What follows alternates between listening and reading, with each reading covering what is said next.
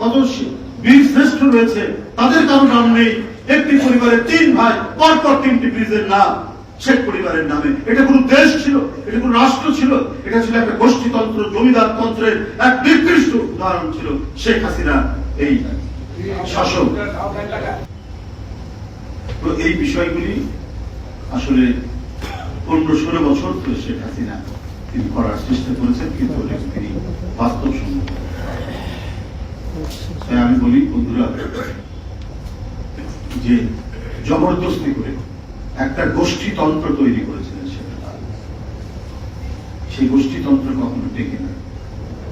নিজের বাপ, নিজের মা, নিজের ভাই, নিজের বোন সব হচ্ছে একটি জাতির কীর্তিমান সন্তান, আর সবাই বাজে, সবাই তুচ্ছতাচ্ছিল্য, সবাই তাদের অপমানের শিকার।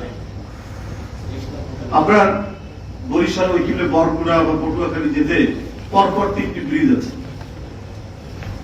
একটা ব্রিজের নাম শেখ কামাল ব্রিজ, আরেকটা ব্রিজের নাম শেখ জামাল ব্রিজ, আরেকটা ব্রিজের নাম শেখ রাসেল ব্রিজ। তো পটুয়াখালী যেতে এই ব্রিজগুলো পড়ে পরপর অদ্ভুত ব্যাপার। শেখ কামাল, শেখ জামাল, শেখ রাসেল। আর বাংলাদেশে কোন কীর্তিমান মানুষ ছিল না। কবি জসিমউদ্দিন নেই, কবি কাজী নজরুল ইসলাম ছিলেন না, আপনার ওই প্রখ্যাত যে চিত্রকর এস.এম. সুলতান তিনি ছিলেন না, নবাব সিরাজউদ্দৌলার নামে হতে পারত, তারপরে তার যে প্রধান সেনাপতি মোহনলালের নামে হতে পারত। আরো কত মানুষ, কত বীর শ্রেষ্ঠ রয়েছে, তাদের কারো নাম নেই।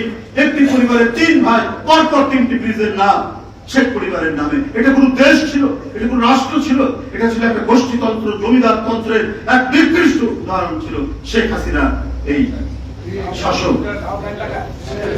এটাই আমরা সর্বত্র আমরা দেখি। মাওলানা ভাসানীর মতো এত বড় একজন নেতা, যিনি মানে কৃষক শ্রমিকের জাগরণ দিয়েছেন, যিনি প্রথম স্বাধীনতার বার্তা মানুষের মধ্যে দিয়েছেন,